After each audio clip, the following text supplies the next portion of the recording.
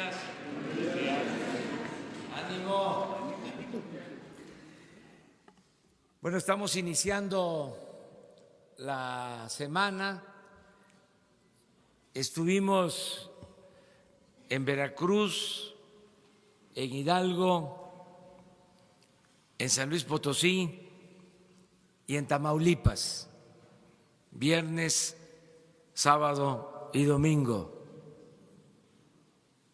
Podemos informar que vamos bien, hay mucho entusiasmo en la gente, hay alegría,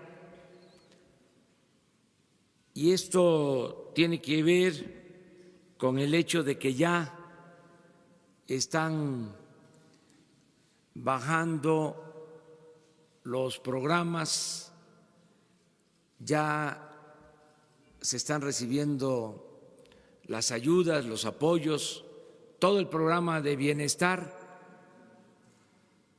ya está en marcha. No es un asunto fácil de lograr porque, como he venido señalando, el gobierno no estaba hecho, no estaba preparado para atender a la gente, estaba dedicado básicamente a apoyar a minorías, era un facilitador de la corrupción, del saqueo. Y ahora el gobierno tiene como propósito fundamental servir al pueblo. Entonces, nos ha costado trabajo echar a andar al gobierno, que camine. Pongo el símil de que es como un elefante reumático, que es un cuerpo de avance lento, que hay que estarlo empujando, y estoy llamando a todos los mexicanos a que me ayuden a empujar el elefante para que camine y quitarle la reuma dirían allá, en mi tierra, en mi agua, para que se empiecen a ver más los cambios. Pero ya vamos avanzando, tanto en los programas de bienestar como en programas para impulsar la actividad productiva, crear empleos. Ayer nos tocó visitar la refinería de Ciudad Madero. Vamos a rehabilitar las 6 refinerías para aumentar la capacidad de producción de las 6 refinerías. Están operando al 30% de su capacidad por el descuido, por el abandono, por la falta de mantenimiento. Por eso se producen cantidades muy reducidas de gasolinas, muy limitadas, 200,000 barriles diarios, cuando podrían con esas mismas refinerías modernizadas, rehabilitadas, producirse hasta 500, 600,000 barriles diarios. Eso va a implicar una inversión de alrededor de 25,000 millones de pesos para las 6 refinerías. La que vimos ayer está parada todo el año pasado, estuvo parada la refinería de Madero. Se requieren 3.500 millones de pesos para rehabilitarla, ya lo estamos haciendo y vamos a apoyar mucho este plan porque con esas 6 refinerías rehabilitadas, con trabajadores, con técnicos mexicanos que son extraordinarios, que ese es un activo muy importante, el conocimiento de los técnicos petroleros, los trabajadores en activo, los jubilados, porque lo estamos convocando. Una de las cosas de este periodo neoliberal en materia de política petrolera, una de las deformaciones, vicios, es de que todo se hacía por contrato. Los trabajadores no eran utilizados para hacer labores que saben realizar los trabajadores de Pemex, los trabajadores de la Comisión Federal de Electricidad. Entonces, ahora, con esos trabajadores vamos a rehabilitar las refinerías y se van a contratar más trabajadores. Por ejemplo, en esta refinería de Madero hay 2.200 trabajadores y para la rehabilitación vamos a requerir 1.000 más que se tienen, que son trabajadores transitorios, va a haber más empleo. Y también decirles que ya inició el proceso de licitación para la nueva refinería de Dos Bocas. Como saben, se lanzó la convocatoria, la licitación el 18 de marzo, ya contestaron las 4 empresas que fueron convocadas, es un proceso, ya manifestaron que van a participar y que antes del 18 de abril presentan sus propuestas.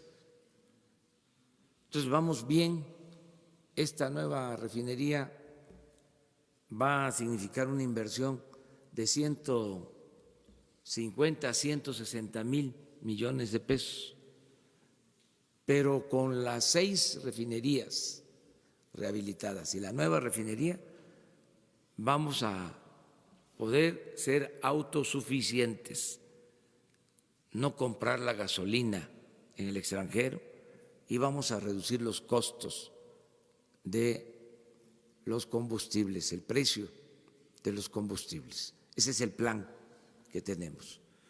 Entonces, ahí va ya el gobierno, por eso las giras del fin de semana para ir a revisar obras.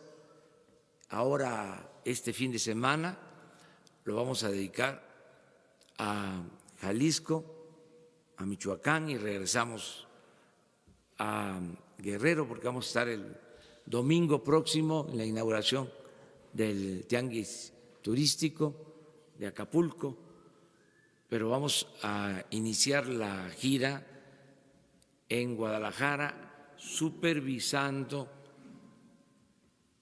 la construcción del metro de Guadalajara, porque queremos terminar esa obra este año y vamos a ver cómo se está avanzando. Ya se autorizaron, adicional a los 1.000 millones de pesos del presupuesto, 3.500 millones más, que es lo que se estima va a costar en total la obra para terminarla en diciembre. Si no se daba esta ampliación, pues se tendría que terminar en dos años y ha causado muchas molestias en Guadalajara. Entonces, vamos a resolver este problema este año y vamos también a Michoacán y vamos a estar en Zacapu porque vamos a seguir abriendo universidades públicas. En este recorrido a la Huasteca Potosina se inició la construcción, la apertura, se dio a conocer de que se establece una universidad pública en Aquismón, en la Huasteca Potosina, de los lugares con más pobreza en el país, y ya está funcionando una universidad pública. Les decía yo, esta semana otra en Zacapu, en Michoacán. Vamos a estar también en Uruapan, vamos a estar en Morelia, y eso es lo que se está haciendo, combinando el bienestar con los proyectos productivos y de creación de empleos que van a ir dando resultados en el mediano plazo, porque lleva tiempo. La rehabilitación de las 6 refinerías, por ejemplo, son 2 años. La construcción de la nueva refinería, 3 años. Pero en tanto estos proyectos se consolidan y empiezan a dar resultados, ya 7 millones de adultos mayores del país están recibiendo su pensión, que aumentó al doble desde que está el nuevo gobierno. Y ya las niñas y los niños con discapacidad, lo mismo, ya empezaron a recibir su pensión, y ya los campesinos están recibiendo sus apoyos para sembrar, y ya los estudiantes están recibiendo sus becas, de modo que vamos bien, y es bueno pues tener la comunicación con los ciudadanos, con la gente, no perder la comunicación directa, recoger siempre los sentimientos de los ciudadanos. Pues con esa introducción entramos a la sesión de preguntas y respuestas. Empezamos por las dos.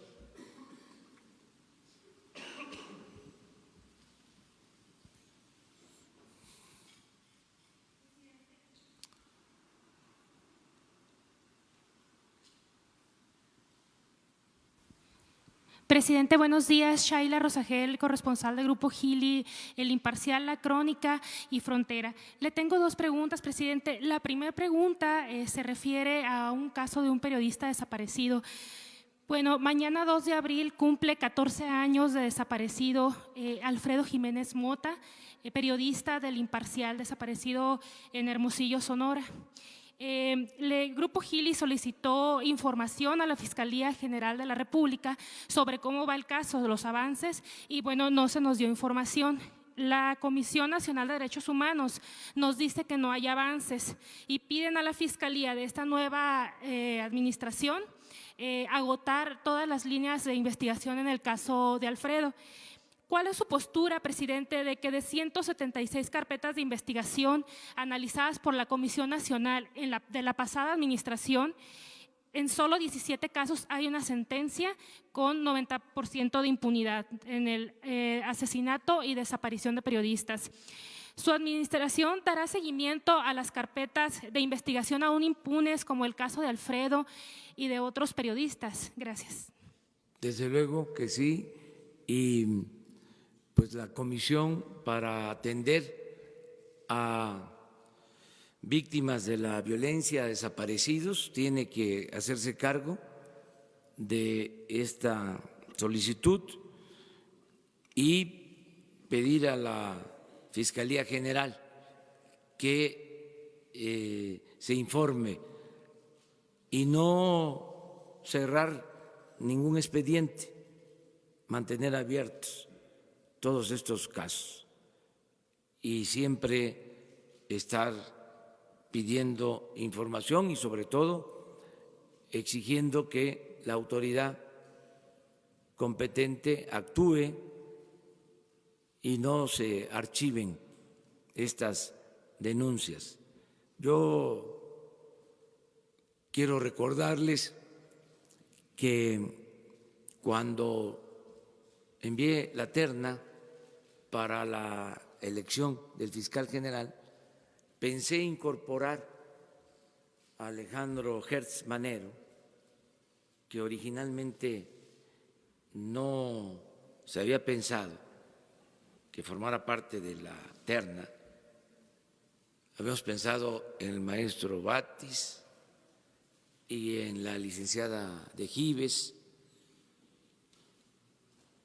que sí formaron parte de la terna, y habíamos pensado también en otra persona que ocupó otro cargo, que lo invitamos a participar en otra responsabilidad, y entró Alejandro Gertz a la terna. Y una de las cosas que me motivó para invitarlo a que participara y que fuese considerado en el Congreso fue que Alejandro siempre ha estado denunciando la impunidad, el actual fiscal general. Me acuerdo que en campaña me entregó unas tarjetas en donde me decía que el principal problema en la aplicación de la ley, la impartición de justicia, era la impunidad, que quedaban impunes un porcentaje muy alto de delitos cometidos. Me acuerdo que me habló del 99%, por lo que tú estás hablando de las carpetas de investigación que no son atendidas.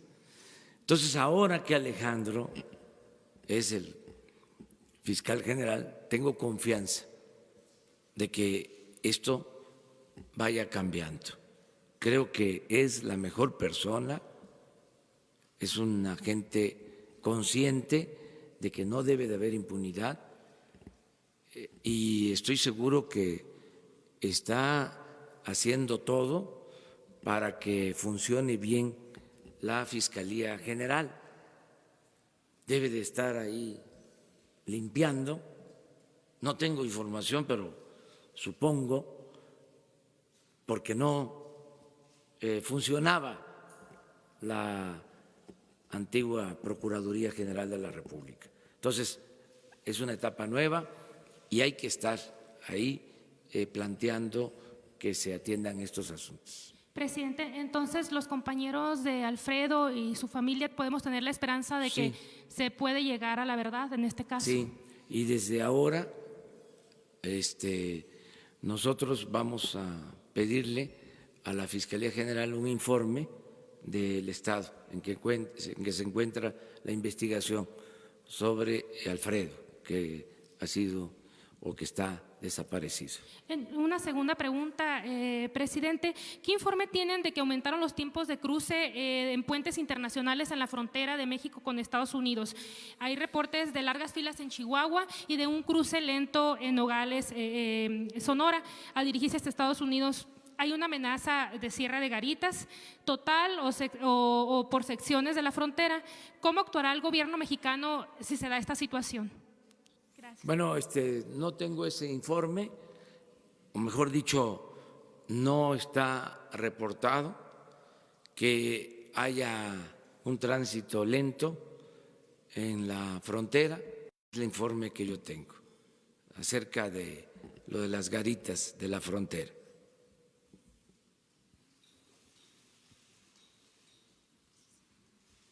Buenos días, presidente. Gabriela Jiménez del Sol de México. Preguntarle, en estos días ha habido un problema al interior del partido de Morena. Preguntarle si pues a usted se le ha informado de esto, si pues si le han comentado, o sea, si podría haber una división que afectara, por ejemplo, en las decisiones que se toman en la Cámara de Senadores, en la Cámara de Diputados respecto a las iniciativas.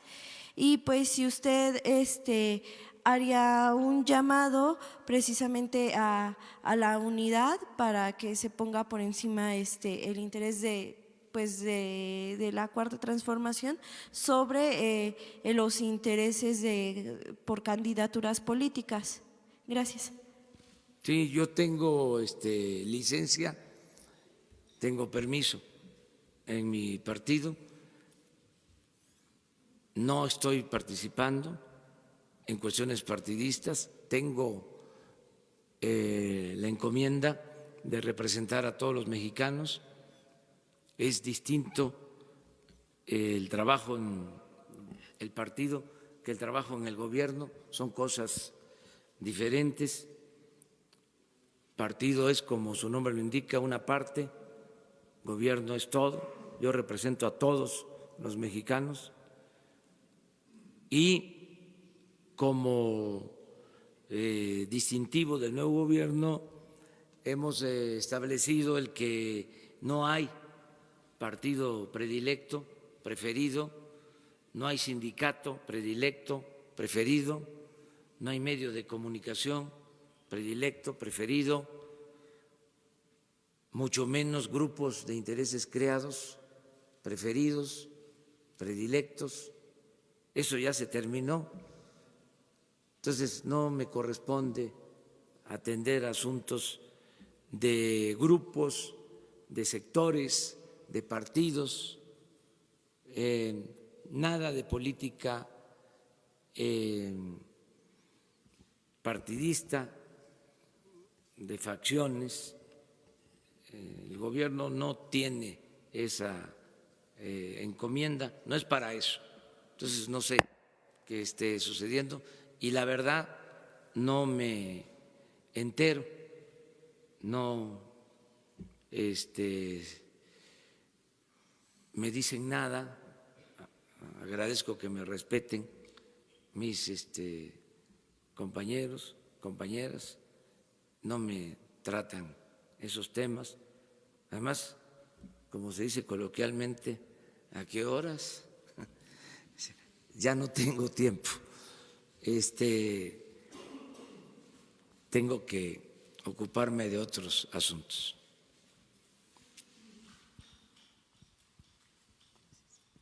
Gracias, presidente. Buenos días. Quisiera preguntarle en qué quedó el tema de las acciones que iban a tomar en el gobierno federal para ayudar al combate a la corrupción en los jueces y en el Poder Judicial. Del Senado le enviaron una carta al presidente de la Corte para plantearle la posibilidad de impulsar reformas que combatan la corrupción, el nepotismo y todo este asunto que existe en el Poder Judicial. Recuerdo que usted había planteado la posibilidad de implementar una estrategia de hablar con el presidente de la Corte sobre ese tema. Quisiera saber si ya han tomado algunas acciones en ese sentido.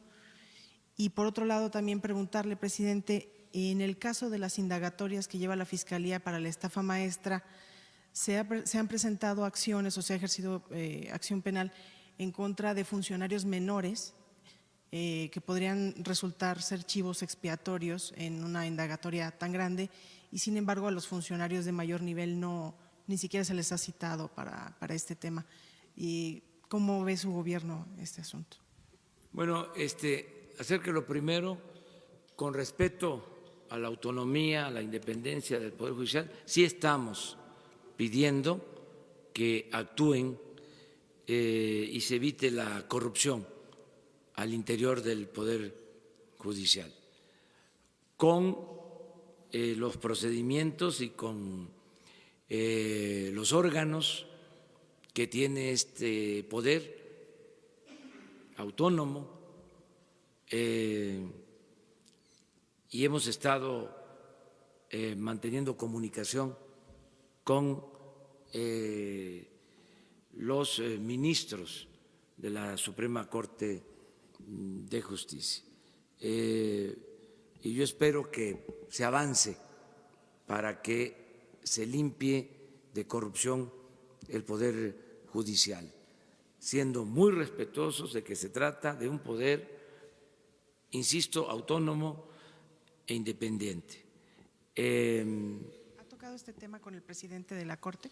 Estamos en comunicación constantemente, la Consejería Jurídica del Poder Ejecutivo y otros servidores públicos que se están reuniendo. Y yo tengo pendiente con él un encuentro con el presidente de la Suprema Corte de Justicia, que, como lo dije en una ocasión y lo repito ahora, lo considero un abogado responsable, un buen servidor público, una gente honesta. Y esto ayuda mucho. Y ya se está renovando la Suprema Corte de Justicia. Claro, ahí se tiene que llevar a cabo una renovación, lo digo en términos muy respetuosos, desde abajo. O sea, ahí tiene que revisarse el funcionamiento y la actitud, el comportamiento de jueces, de magistrados y, desde luego, de ministros. Pero arriba hay ahora voluntad para llevar a cabo esta renovación. Vamos a seguir nosotros pendientes. No aceptamos el que haya corrupción en el Poder Judicial. Somos respetuosos de la independencia del Poder Judicial, pero cada vez que un juez libere a un presunto delincuente con elementos legaloides de forma, no de fondo, que porque está mal integrado el expediente o cualquier otra excusa, lo vamos a denunciar aquí. ¿Cómo se va a denunciar cualquier presunto delito de corrupción? Se acaba la impunidad. Y son dos vías. Por un lado, la vía legal, pero también es importante la denuncia pública.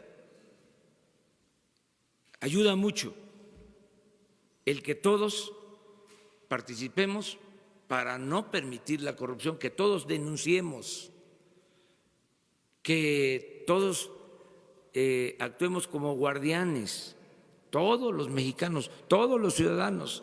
Esto va a moderar mucho, va a hacer pensar a los que infrinjan o violen las leyes, más si son servidores públicos, porque qué cosa es lo que sucedía.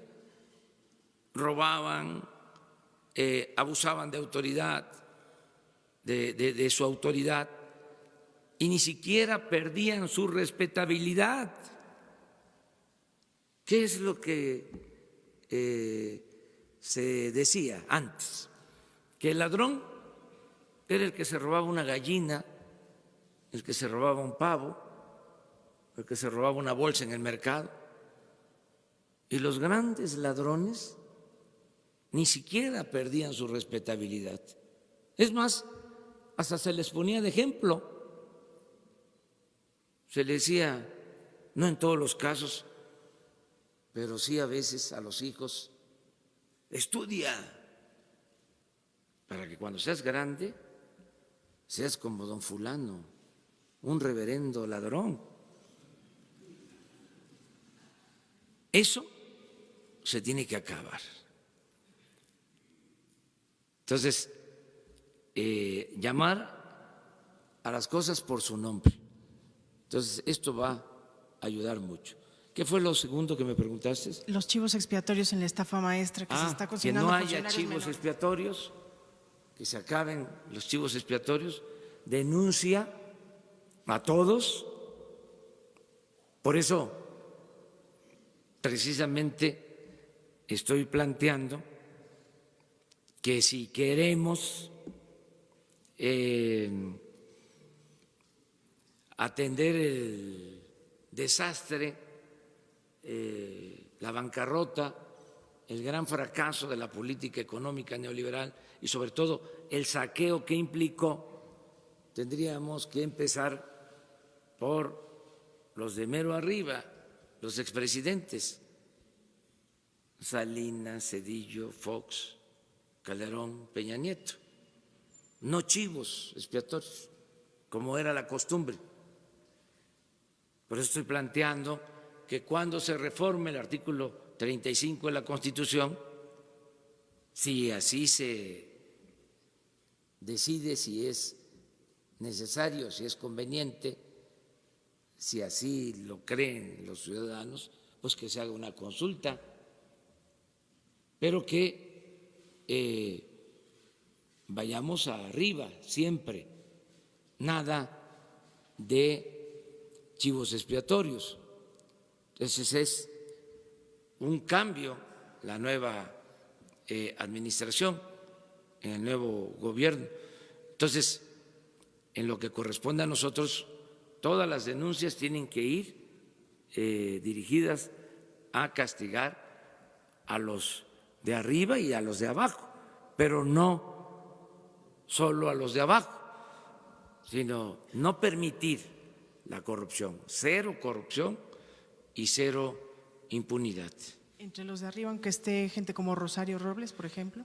Si existen denuncias, darles curso. Y por eso lo de la Fiscalía General. Un día de estos, más adelante, vamos a presentarles cuántas denuncias se han hecho sobre corrupción, sobre impunidad, que están en la Fiscalía General. Las vamos a dar a conocer aquí para pedir a la Fiscalía General un informe, el estado en que aguardan las denuncias, porque si las presentamos, pues queremos que se les dé curso, que haya seguimiento, que haya resultados. Y la otra cosa también que es importante, ya lo he dicho y lo repito, todo lo que nos llegue de denuncia con pruebas se tramita. No me quedo con nada, porque no puedo convertirme en cómplice. El presidente no puede saber de un presunto delito y no ordenar que se le dé trámite a la denuncia en el marco de la ley. Todo lo que llega tiene que ser atendido de inmediato. Presidente, Roberto Cruz, de Impacto Diario, Revista y Televisión. Actualmente persiste mucho la amenaza de Estados Unidos de cerrar la frontera. Se le está dando respuesta por medio de la Secretaría de Gobernación, de la Secretaría de Relaciones Exteriores. De continuar esto, ¿existe un plan B del gobierno federal? Sabemos todos que se le está dando importancia a Centroamérica y ahorita podría ser el momento de apretar, por ejemplo, a países como Honduras. Si México hace su parte en cuanto a la migración, ¿por qué Centroamérica no debe hacer la suya? Me refiero a eso, si existe un plan B. Y la otra pregunta es si después de todas estas 2 o 3 semanas que se han atendido prácticamente las peticiones de la CENTE en cuanto a la reforma educativa, sé que esto está en poder ahorita, valga la redundancia, de parte del Poder Legislativo, pero posteriormente estará de parte del Poder Ejecutivo, digamos de Gobernación. ¿Se tiene la certeza de que la CENTE, después de lograr su parte en la reforma educativa, va a regresar a las escuelas a dar clases, cosa que poco hace y que lo hace cuando tiene sus tiempos libres, es decir, cuando no está en las calles?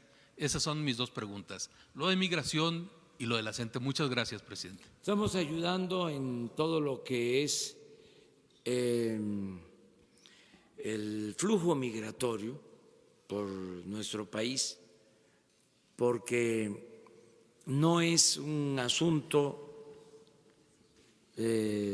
solo de México, como lo has expresado. Es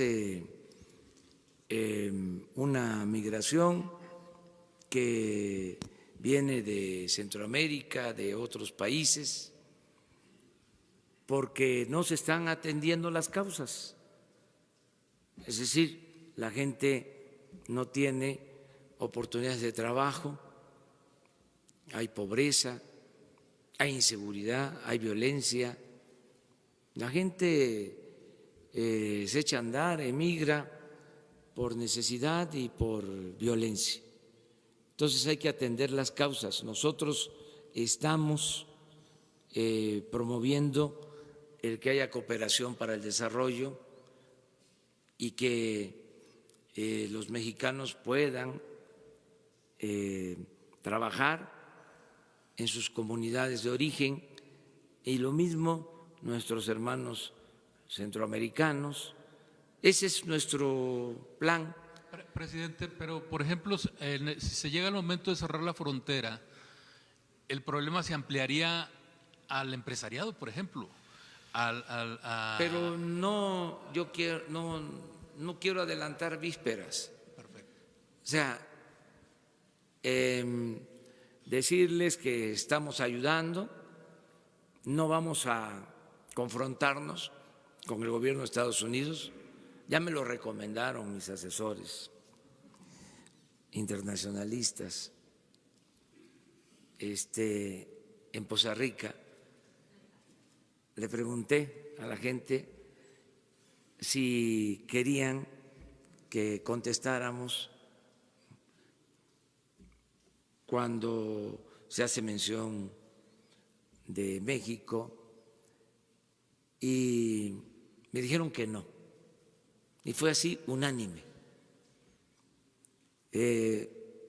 Me pidieron que fuésemos prudentes, y yo creo que eso es lo mejor, tener una política de amistad con el gobierno de Estados Unidos, una relación de buena vecindad con el gobierno de Estados Unidos, y actuar con mucha prudencia, no engancharnos en una confrontación, en un pleito, y informar, eso sí, a todos los ciudadanos. Estamos ayudando. Es un problema que se origina, insisto, por la falta de oportunidades. En el caso nuestro, se debe de saber que es un porcentaje menor el de mexicanos que cruzan la frontera, y yo espero que lleguemos pronto a que ya no haya mexicanos que estén buscando cruzar la frontera, porque cada vez van a haber más oportunidades en México de trabajo. Ese es el sueño que quiero convertir en realidad. Por eso todos los proyectos que se están llevando a cabo. Actualmente, esto debe saberse, del número total de deportados de Estados Unidos por la frontera norte, mexicanos son del 10 al 15% del total. Digo, para que nos ubiquemos, y espero que sean 0 pronto. Claro, tenemos que ayudar porque por nuestro territorio pasan migrantes centroamericanos y tenemos que ordenar esa migración que sea legal y al mismo tiempo que se protejan derechos humanos. Entonces, en eso estamos, pero serenos, o sea, tranquilos, sin aspavientos y con mucha prudencia, con mucha responsabilidad. Gracias. Es Presidente, que ¿se prepara el gobierno para un eventual cierre si de frontera les o no hay nada? Contesto eso, es adelantar vísperas. Pero está la amenaza. Es que entraríamos en esta dinámica y yo prefiero No lo toman en serio. Esta el amenaza. amor y paz. Tan lo tomo en serio que debemos de actuar con prudencia. En cuanto a la segunda pregunta, presidente, sobre la CENTE, si hay certeza de que después de que gane lo que quiera ganar con la reforma educativa, se regresará a dar clases ahora sí de por vida, lo que no hace en sus tiempos libres, es decir, cuando no está en las calles. En abono a el movimiento magisterial democrático, puedo decir que hay clases, que los maestros dan clases y que no hay escuelas en donde no haya clases, aquí en la ciudad y en otros estados. Si no hay clases en algunas escuelas, debe ser un porcentaje muy reducido. O sea, sí hay clases. Y se está atendiendo este tema y estamos nosotros cumpliendo con nuestra responsabilidad y con nuestro compromiso de que se cancele la reforma educativa. Pero pues en todo movimiento, en toda sociedad, siempre hay oposición. Además, la oposición es consustancial a la democracia. Cuando hay una dictadura, no existe oposición. No existen voces discrepantes, porque no se permite el derecho a disentir. Entonces, en una democracia siempre hay oposición y debe de ser así, y debe de haber pluralidad y escucharnos todos y respetarnos todos. En este caso, como en otros, los dirigentes tienen que tener cuidado, porque ya hay una ciudadanía muy consciente, muy politizada. Entonces, cuando las causas que se defienden no tienen sustento, cuando ya no hay racionalidad, entonces se pierde credibilidad. Los dirigentes pierden autoridad, porque la opinión pública se da cuenta de que no hay una causa justa, se convierten en rebeldes sin causa, y eso no conviene a ningún movimiento. Pero eso corresponde a cada quien atenderlo. Yo espero que se resuelvan las cosas con diálogo y que prevalezca la razón. No vamos nosotros a utilizar la fuerza, no va a haber represión, vamos a ser respetuosos de la libre manifestación de las ideas, del derecho de manifestación, y yo hago un llamado a todos y de manera especial a los dirigentes de organizaciones sociales, políticas, a que tomen en cuenta de que ya hay un cambio de mentalidad en el pueblo de México. Es así, tum, tum, les toco la puerta, vengo a avisarles que ya hay mucha conciencia ciudadana como nunca se había visto en México, en toda la historia. Y les pongo el ejemplo de Poza Rica. Vean el video. Y no lo llevaba yo pensado, era un tema que no estaba en mi mente, pero llego a Poza Rica y compañeras, compañeros de ustedes me abordan en el aeropuerto porque se había dado a conocer un Twitter del presidente Trump.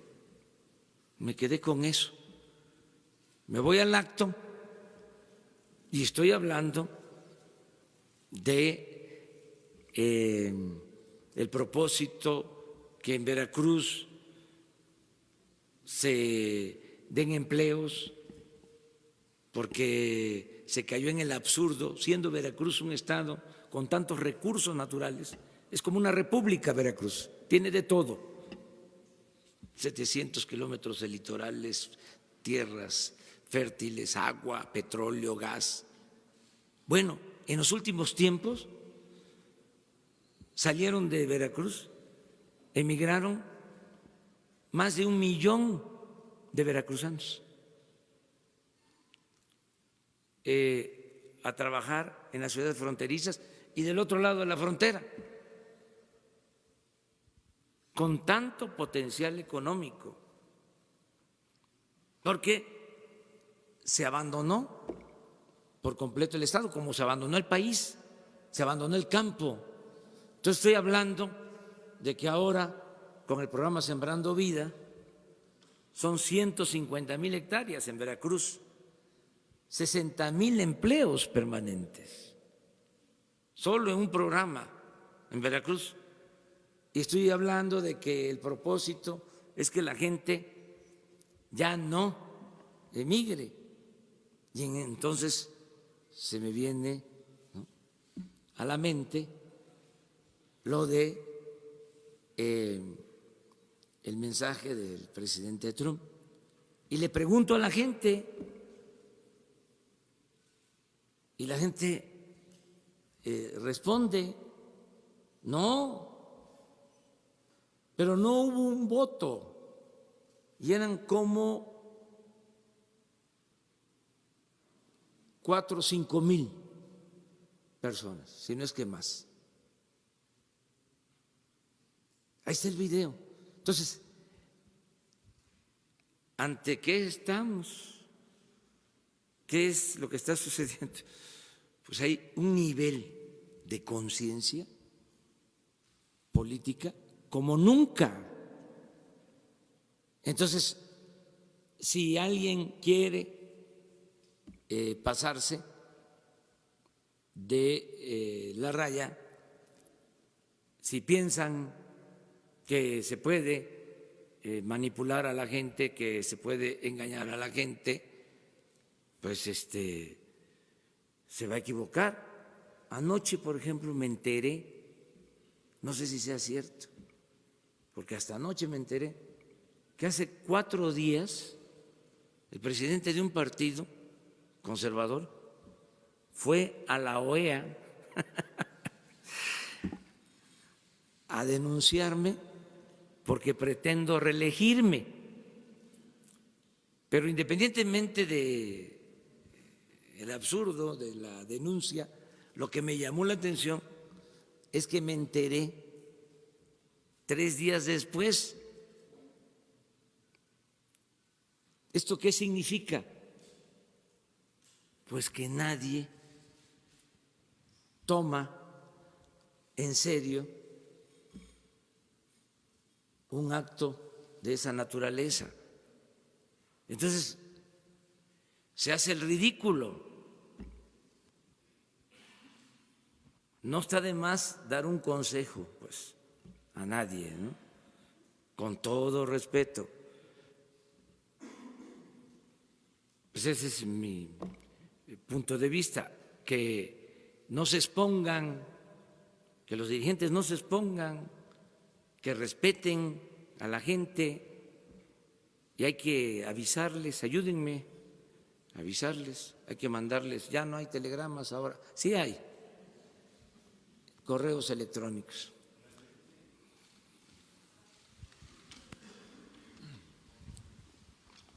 Buenos días, presidente de todos los mexicanos.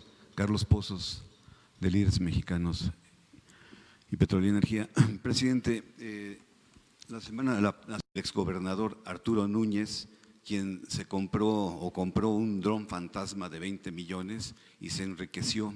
Eso me dicen. También me dicen, presidente, que hay una doble conquista que se ha dado desde los gobiernos de Fox hasta Peña Nieto, en donde empresas españolas, OHL, Abengoa México, Abengoa España, tienen a 85 proveedores y empresarios debiéndoles 700 millones de pesos y los tienen pues en la bancarrota y a punto de una crisis a todos estos empresarios tabasqueños y de otras partes de la República, presidente. Y también me piden que le informe que necesitan que fluyan los recursos en los estados del sureste del país porque no hay recursos, no se ha activado la economía. Esas son las denuncias y solicitudes que me hacen los tabasqueños, presidente. Y son solamente 2 preguntas. ¿Habrá corrupción, se seguirá perdonando la corrupción o ya es tiempo de hacer justicia, presidente?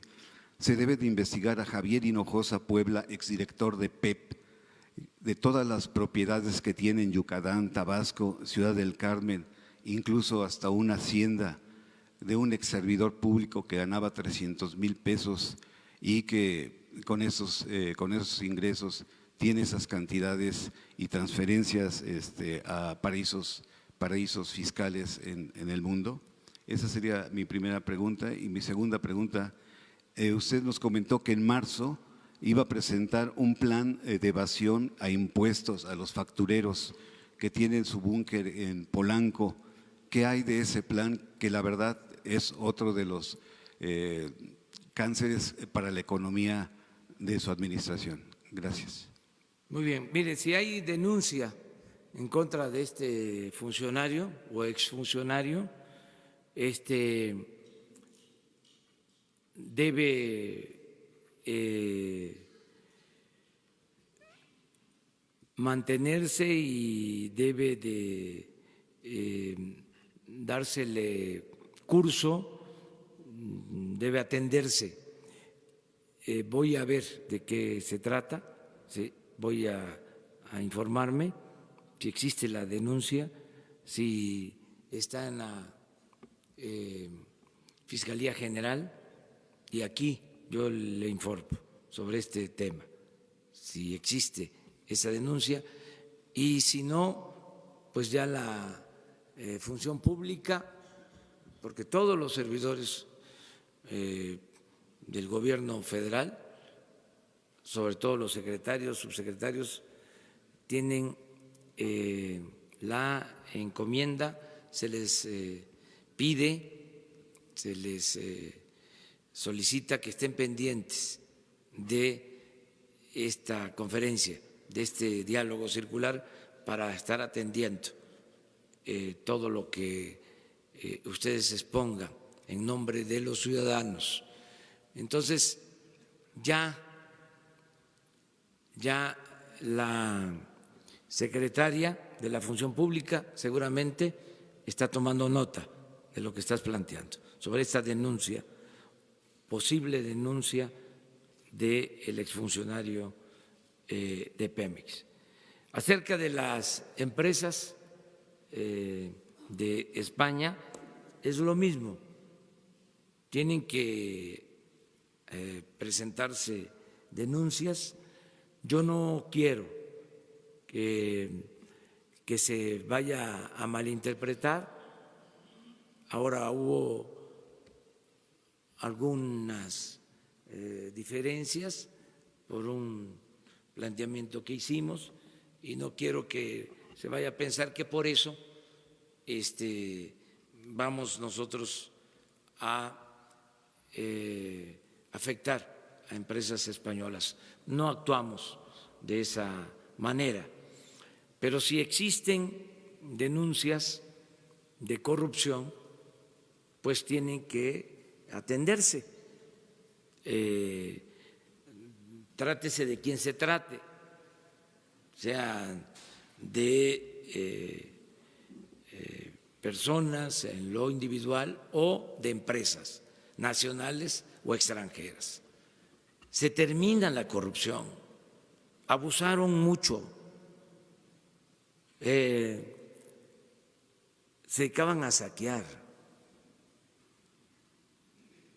No es nuevo y quiero que se tome en cuenta que estoy contestando a tu pregunta, pero este tema yo lo he tratado durante mucho tiempo, lo escribí en mi último libro, tengo un relato de las empresas extranjeras que han abusado. Tan es así que hemos dicho y estamos pidiendo que las empresas que sean contratadas en el nuevo gobierno tengan una trayectoria limpia.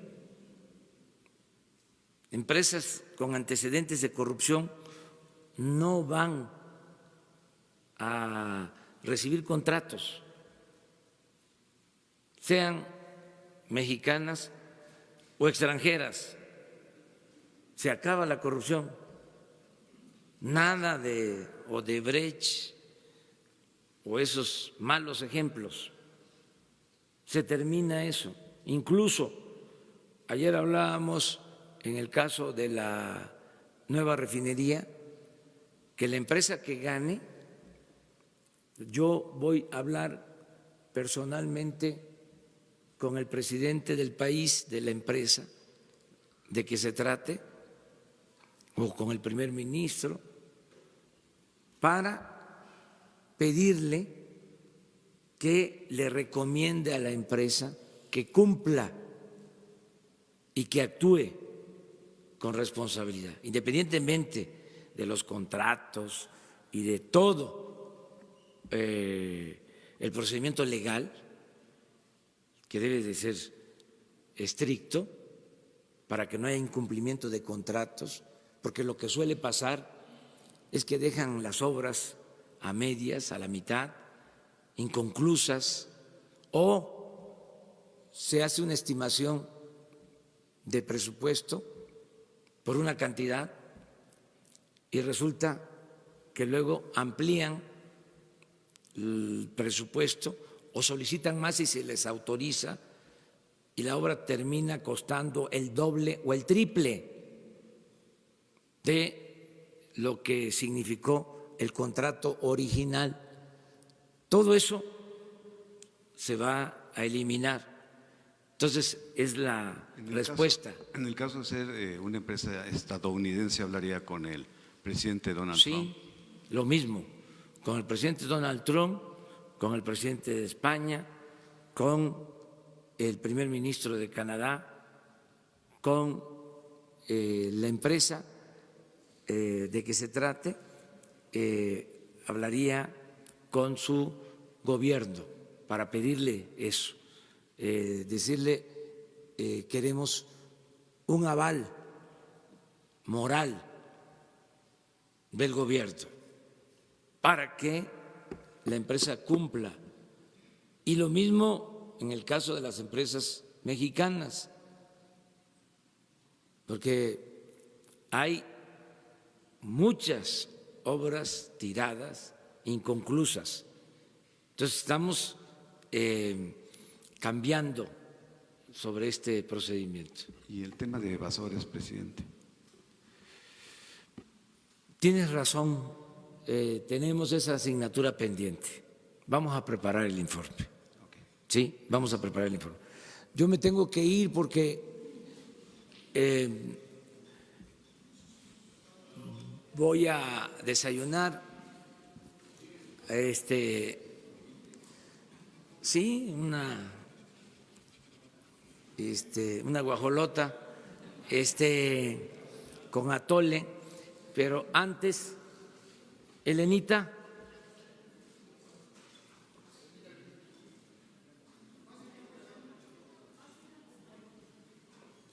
ven, ¿cómo va a estar aquí? No, ven acá, ven.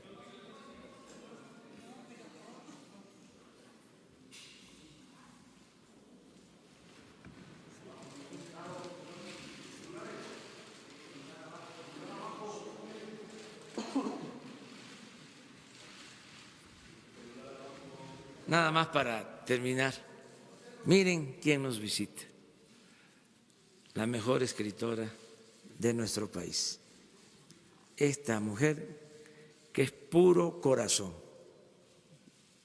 además de su inteligencia, está llena de buenos sentimientos, es la que más defiende al pueblo raso, a los más pobres. Por eso nuestro homenaje, nuestro reconocimiento. Viene a darme una noticia, nada más que eso ya va a ser después. Mañana les digo, o al rato. Adiós, adiós, adiós. ¿Lo acompaño?